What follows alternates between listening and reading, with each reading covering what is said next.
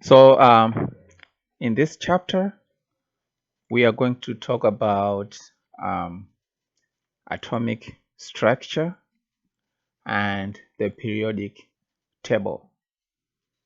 Um, so,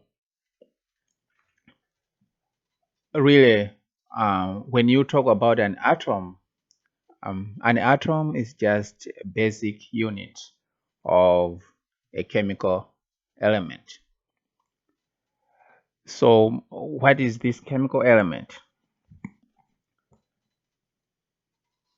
A chemical element is composed of only one type of atom.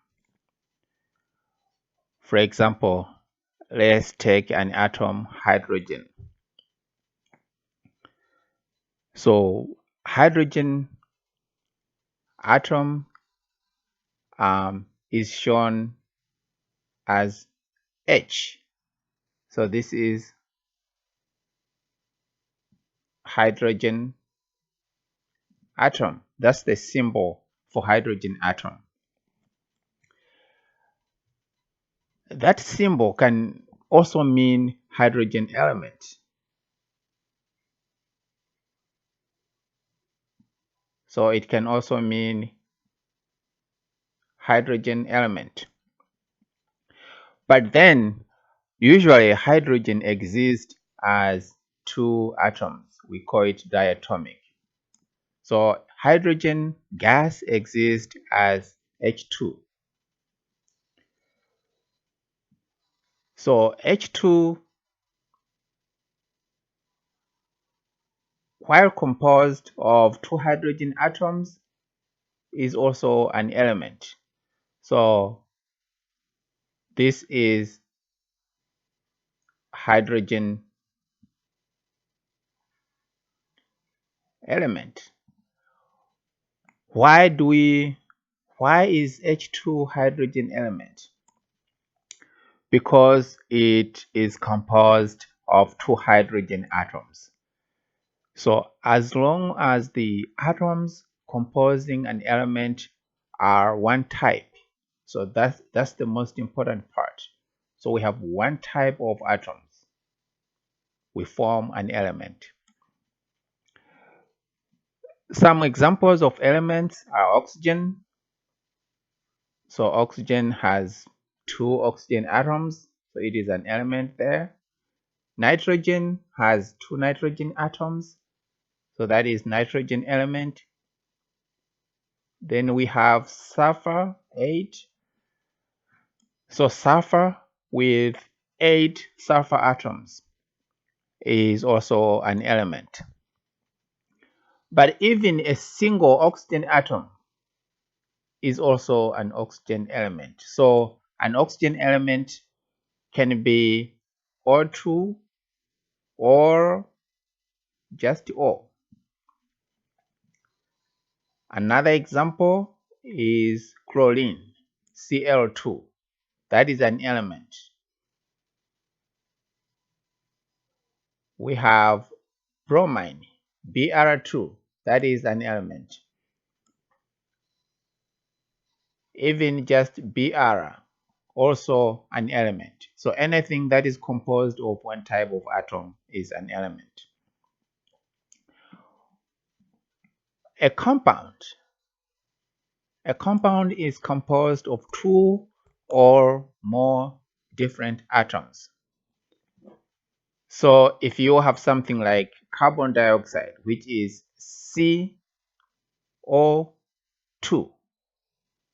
that is a compound because it has atoms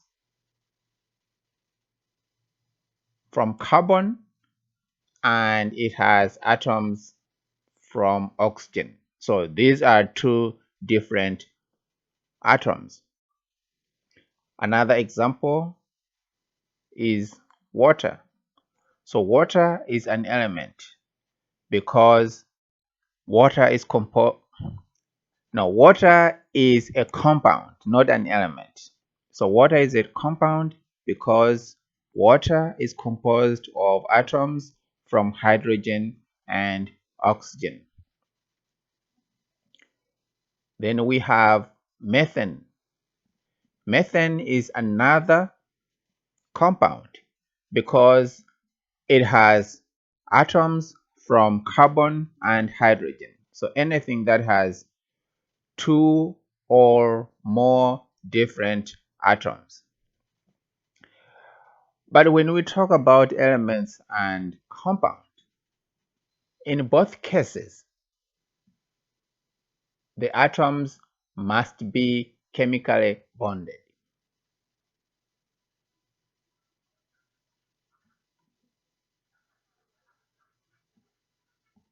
So that will differentiate between elements, compounds, and mixtures. So in terms of elements and compounds, if you need to have these chemical bonds between the atoms, especially in case of compounds. But first we'll talk about the structure of this atom. We say that an atom is the basic unit of an element. But what is this atom composed? So each atom has its core, this core that we call the nucleus. So the center of an atom is the nucleus. So within the nucleus, actually the total mass of an atom is found in the nucleus.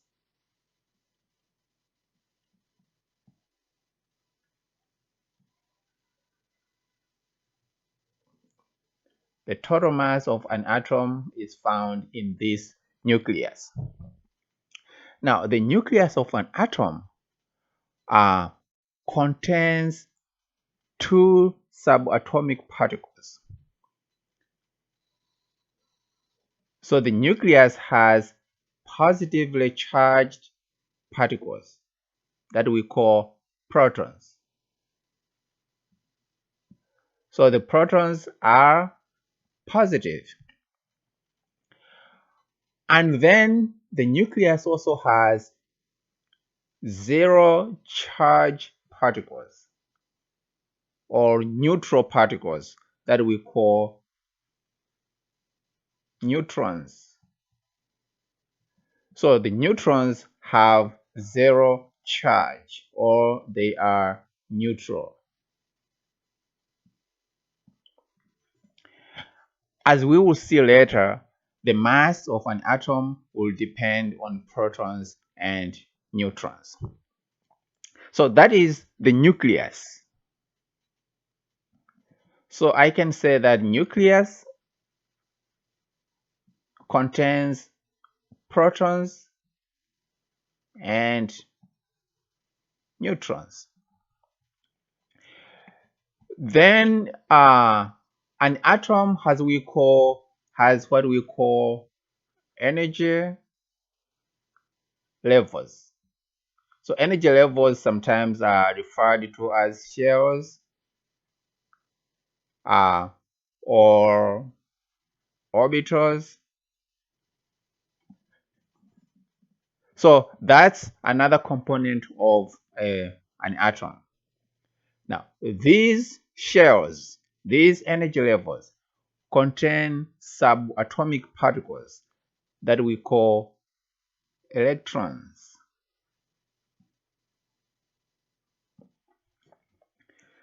So these particles are found in energy levels. The electrons have a negative charge. So we can see that they are negatively charged and they are found in the shells. So this is shell number 1. This is shell number 2. So these are where the electrons are found. So we can say that each atom has three subatomic particles. That is protons and neutrons. Protons and neutrons found in the nucleus, and then electrons found in the energy levels or shells. So we can say that this one is an energy level. You should be able to draw a diagram like this one to show all these subatomic particles. Now here, these are some characteristics of these subatomic particles. So when we look at the subatomic particles, we focus on the charge. What is the charge of these particles? What is the mass of the particles? And where these subatomic particles are found. First, as I already said, a proton is positively charged, so has a charge of +1. And in terms of mass, we have a unit that we use for subatomic particles. The unit is known as atomic mass unit. So AMU stands for atomic mass unit. So this was done on purpose because the subatomic particles are very, very tiny, are very, very small. So you cannot use grams to measure them, or you cannot use milligrams to measure them. So they had to create a unit that they called atomic mass unit. So the neutron has a zero charge and has a mass of 1 atomic mass unit. An electron has a negative charge, and as you can see, it has a very, very small mass. That's why most of the times when determining the mass of an atom, we don't count the electron. So you can see it has a mass of 0.0006. So this mass is very much smaller than the masses of neutrons and protons. So I can say that practically mass of an atom depends only on the protons and the neutrons. So mass of an electron is negligible.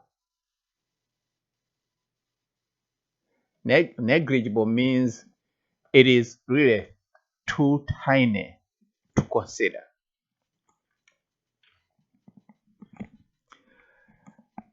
So based on what we have discussed in the previous slide, when you think about an atom, there are some important terms that we use to describe an atom. So the terms include atomic number and atomic mass. So atomic mass is sometimes called mass number. So what is an atomic number? An atomic number is the number of protons. As you can see here, the atomic number gives us the identity of an atom. So for example, if we take carbon, which is shown as C, carbon has 6. Carbon has 6 protons, and because of that, its atomic number is 6. Oxygen has 8 protons. Therefore, its atomic number is 8. So the number of protons will give you the atomic number. Now, another term is atomic mass or mass number. So mass number is the number of protons plus the number of neutrons. So in other words, we are saying that the atomic mass of an atom is the number of protons plus number of neutrons. For example, if we take carbon, one isotope of carbon has 6 protons and 6 neutrons. So this carbon has an atomic mass or mass number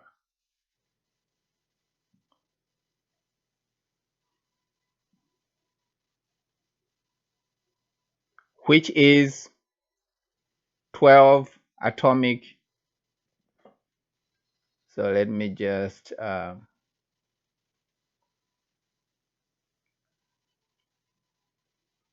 so which is 12 atomic mass unit.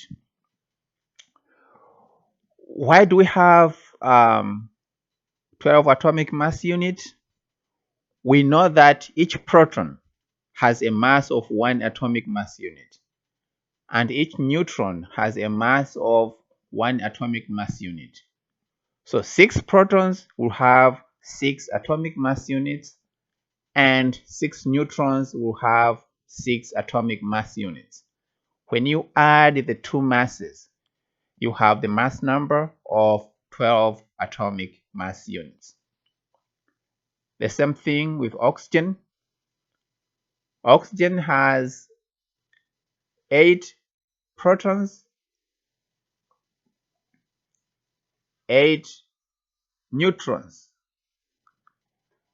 and based on that, its mass number is 16 atomic mass unit. Now, that's about the two terms, atomic number and atomic mass. If I come back here to atomic numbers, I said that atomic number is used to identify an atom. So if you have an atom that has an atomic number of 6, if you have an atom that has an atomic number of 6, you know that that atom is carbon. If you have any atom with an atomic number of 8, that atom is oxygen. Now, if the atomic number changes, it means the name of the atom should also change. So I'll just say if atomic number changes, name of the atom also changes, which means once you change the atomic number, the atom is no longer the original atom. It becomes another atom. So if we remove a single atom from oxygen here, I mean, once you change the atomic number, which is the number of protons, if we remove a single proton from oxygen here, we are going to remain with 7 protons. And 7 protons will mean the atom becomes nitrogen. It's no longer oxygen. So atomic number is used to identify the atom. It is the identity of an atom. And we will see why this is important. Now, normally you are asked to represent an atom. So if I say, can you can you draw me a representation of an atom like carbon or chlorine? How do you represent an atom? Now, if you have to represent an atom, you want to include 2 things. You want to include actually 3 things. You want to show the symbol of the atom. For example, C. Then you want to show also the mass number of the atom. For example, for carbon, it is 12. Then you also want to show the atomic number of the atom. So for carbon, it is 6.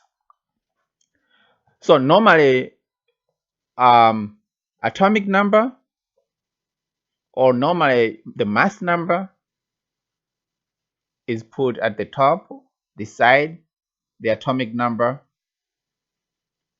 is put down here. So if you have to write the mass representation of this carbon, I'll put it like 12, which is the mass number, and then C here, then 6 down here, which is the atomic number. For chlorine, I'll write it off. Chlorine, what is the mass number of chlorine? The mass number of chlorine is 37 in this case. Then I'll put this symbol for chlorine and then the atomic number down there. So just know that your atomic number is written as below the symbol itself. Mass number is written above the symbol. These atoms that we have written here have a specific name that we are going to talk about probably in the next slide. Isotopes. So what we see on this slide are isotopes of 2 elements or 2 types of atoms. Here we have isotopes of carbon. Here we have isotopes of chlorine. So what are isotopes?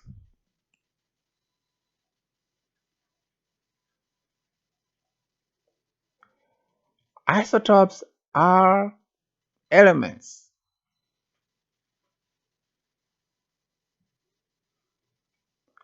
that have the same atomic number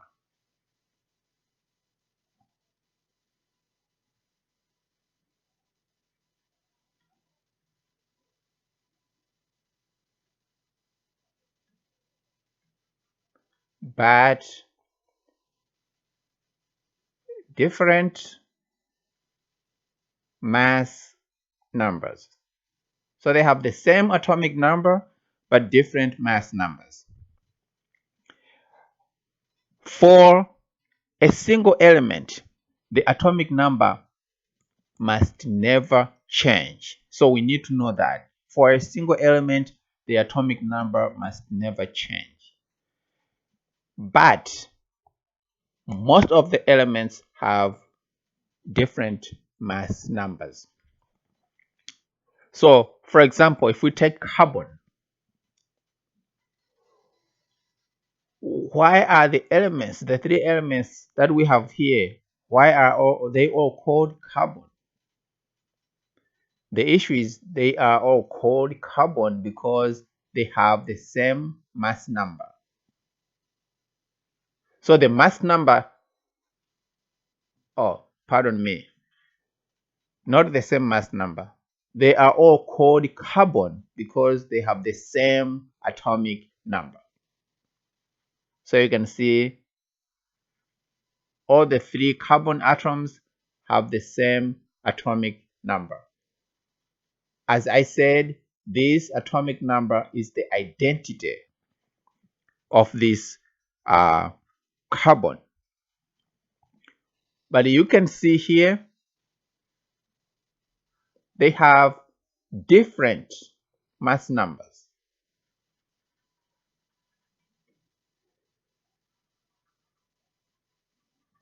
They have different mass numbers. So because they have the same mass, the same atomic number, that atomic number makes them carbon. But now they have different mass numbers. Because of these differences in mass numbers, the three carbon elements are known as the isotopes of carbon. So these three elements are the isotopes of carbon. And below here, we have isotopes of chlorine. For an element to be called chlorine, it needs to have 17 protons. So the atomic number should be 17. But you can see here, the mass numbers are different. So we have chlorine 37 and chlorine 35. So another way that I can show these isotopes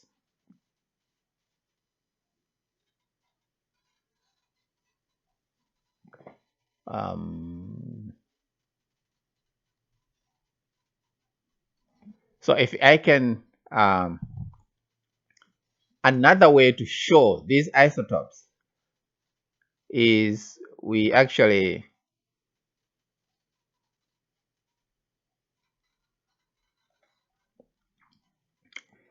this isotope can be written as carbon 12. This isotope is carbon 13. So you put a C, a dash, and a number. This isotope is carbon 14.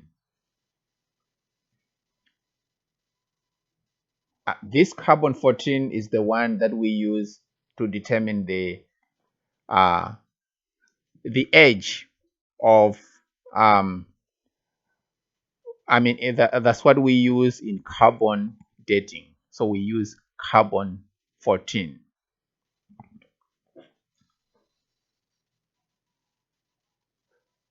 And usually carbon 14 has been used to determine the age of fossils. This one is known as chlorine 37. This one is chlorine 35. So that's another way to show the isotopes.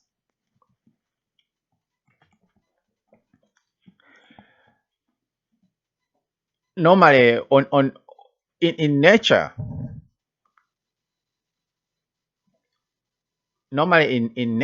we have isotopes of different elements. For example, if we take chlorine, chlorine in nature is found as two isotopes. You have chlorine 35 and chlorine 37. So both isotopes exist in nature, can be found in nature. But usually, for the isotopes, most of the time, one isotope has a bigger ratio than the other isotope. Like one isotope is more abundant than the other isotope. In this case, we see that chlorine 35 is about 76%. Chlorine 37 is about 24%. And normally on the periodic table, when you give the mass of the isotope, you need to consider, when you give the mass of chlorine on the periodic table, you need to consider all the isotopes that are present. So the atomic masses given on the periodic table are known as weighted masses. So weighted masses consider the percentage of each isotope. For example, here, if you look at chlorine, chlorine has two isotopes, Cl35 and Cl37. So this is Cl37. 35 is found like 75.8%. Chlorine 37 is 24.2%. So what mass am I going to put on the periodic table? Like what is the atomic mass of chlorine? So to find the atomic mass, what you do, you just play around with the percentage. 75.8% becomes 0.758 in terms of ratio.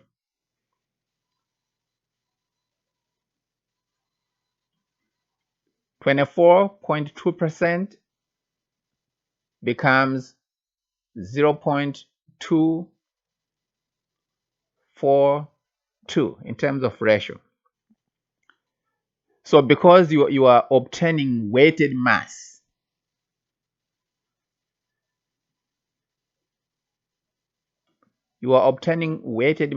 these percentages will help you determine the average atomic mass.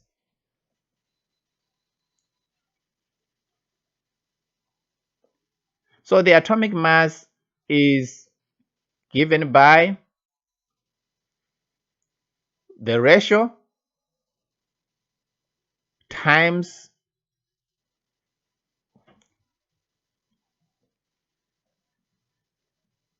mass 1 plus ratio 2, so this is ratio 1, times mass 2. If there are 3 isotopes, you have ratio 3 times mass 3. So what is our mass 1? Our mass 1 is 35 atomic mass unit. Our mass 2 is 37 atomic mass unit. So what we are saying is the ratio for mass 1 is 0.758 times 35 plus the ratio for mass 2, 0.242 times 37. So when you multiply the two, uh,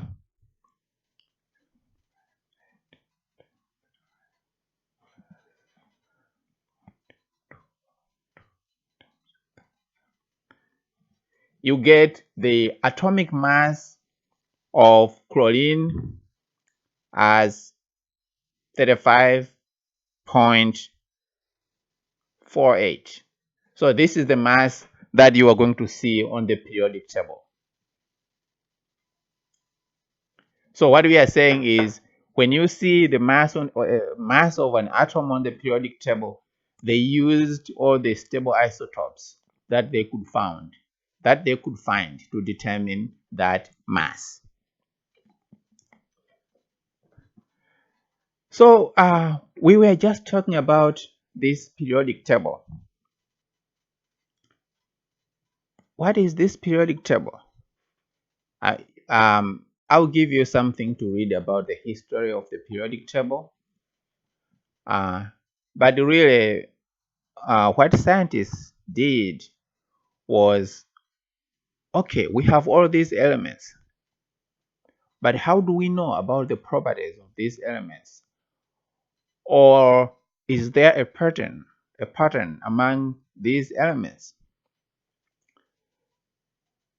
So they arranged these elements using a specific pattern to make a periodic table.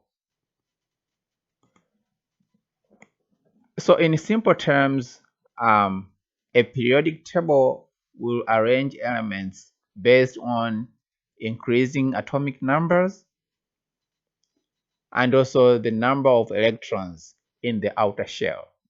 That's how elements on the periodic table are arranged. Now, if we use these two types of arrangements, we'll see two things. A periodic table is going to have what we call a period. A period is like a cycle. A period is like a cycle. Like each year is a cycle. Each year has seasons, right? Each year has months.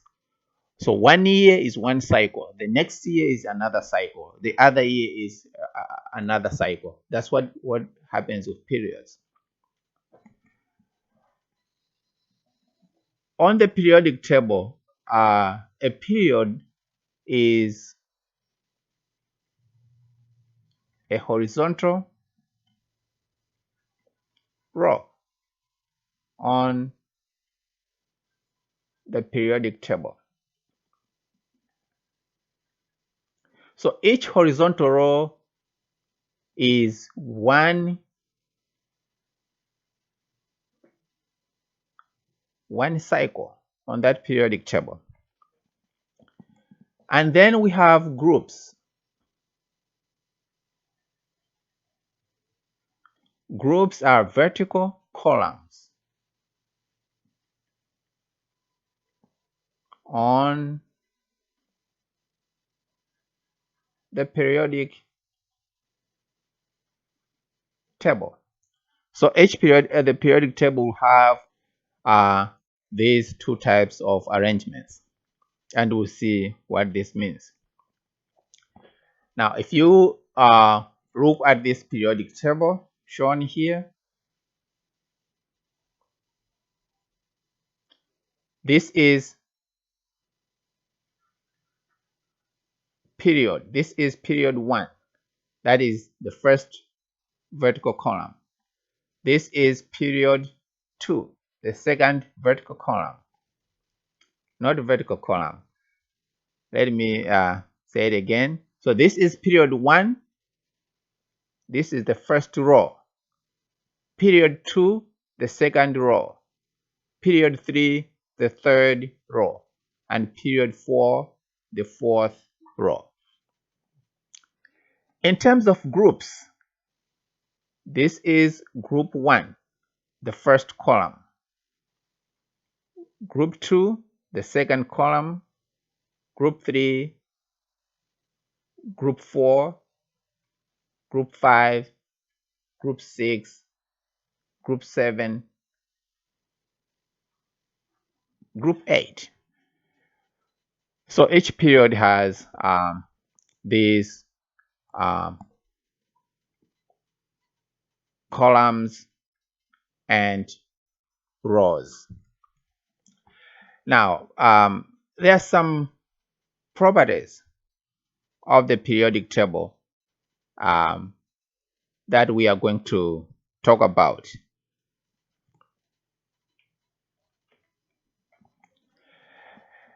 Now, when we look at the periodic table, if you go to period 1,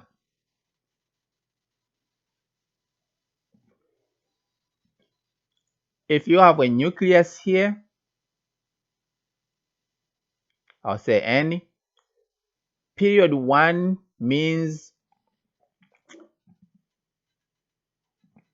the element has just one shell. One shell means period 1. So the element has one shell. That element will be in period 1. If an element is in period 2, that element has two shells.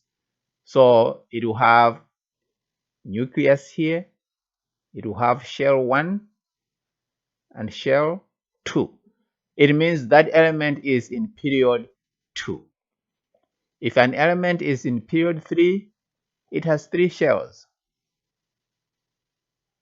So nucleus here, shell number 1, which is this shell,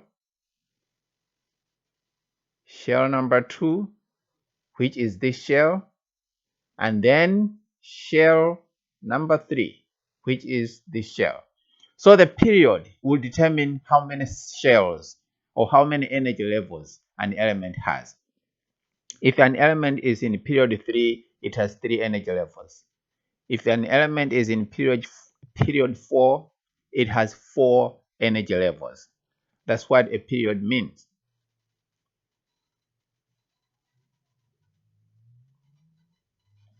Now, in terms of groups, if an element is in group 1,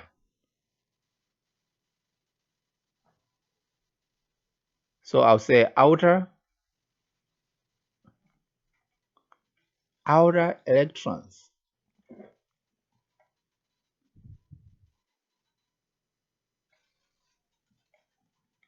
So I'll say outer electrons.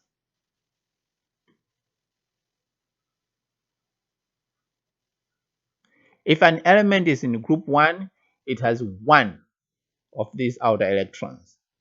If an element is in group 2, it has 2 outer electrons. If it's in group 3, it has 3 outer electrons, 4 outer electrons, 5 outer electrons, 6 outer electrons, 7 outer electrons, and 8 outer electrons. So the group will give you the outer electrons that element has. So you can determine the number of shells by looking at the period and the number of outer electrons by looking at the group. And the periodic table has some important divisions that we need to learn about. The first important division is that on the periodic table, we have metals and non-metals. So all this from here all the way to here, we have metals. So all these are metals. This whole part is taken by metals on the periodic table. So you can see that most of the elements on the periodic table are metals. And then we have non-metals this side. as indicated here. So very few elements are nonmetals. Now, among metals,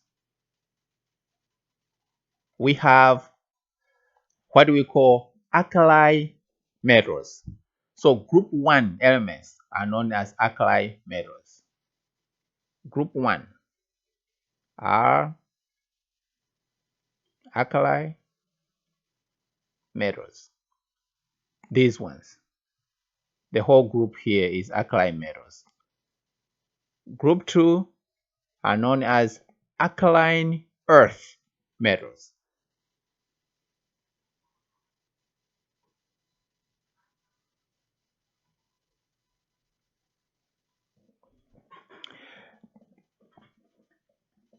Then in between group 1 and 2, so we say this is group 1, group 2, this is group 3, 4, 5, 6, 7, 8. So in between these groups, we have what we call transitional metals. This just tells us that we are transitioning from this side of the periodic table to this side of the periodic table. So we have transitional metals in between. So these are metals that we are not going to really talk much about, but you just need to know that in between the two sections of the periodic table, we have transitional metals. Now, group 7 is known as halogens.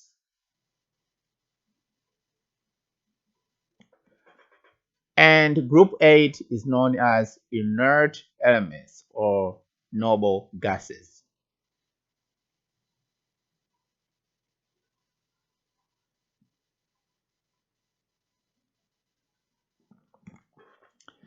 Now, these two groups, as you can see, alkaline metals and alkaline earth metals, it means these metals are basic in nature.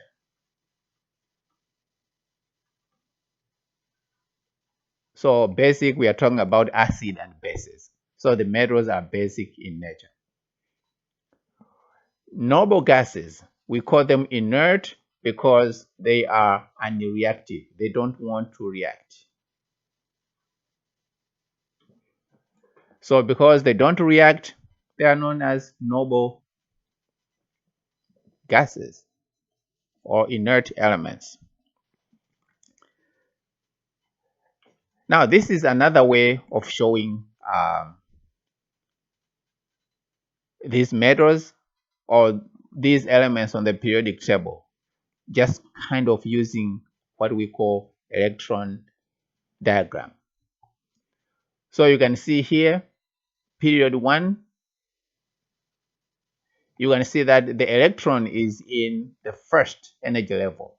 That's why this metal is in period 1. The electron is in the first energy level. Period 2, the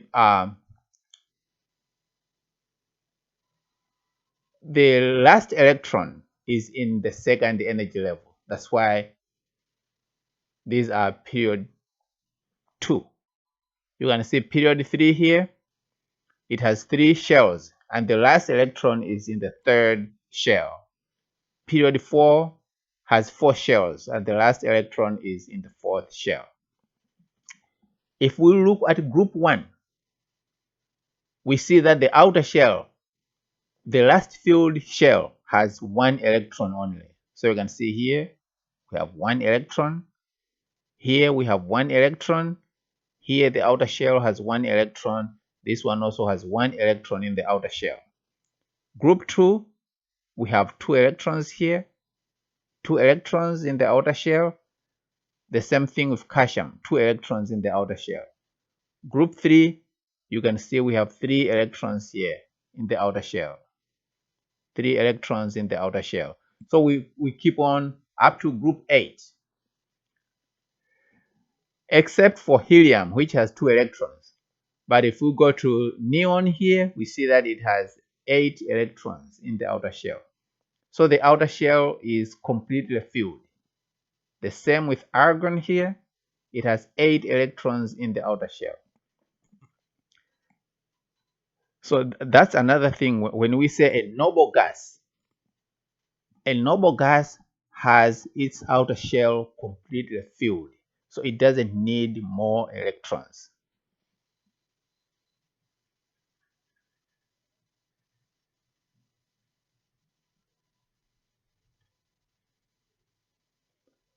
Outer shell completely filled. It doesn't need more electrons and it doesn't like to lose electrons. It is noble. Normally, it stays on its own, all right, like Simba or something like that. So really, I think most of we are going to practice some of these things in class. Just have you need to make sure that you write down whatever you need to write on this video. See you in class. Thank you.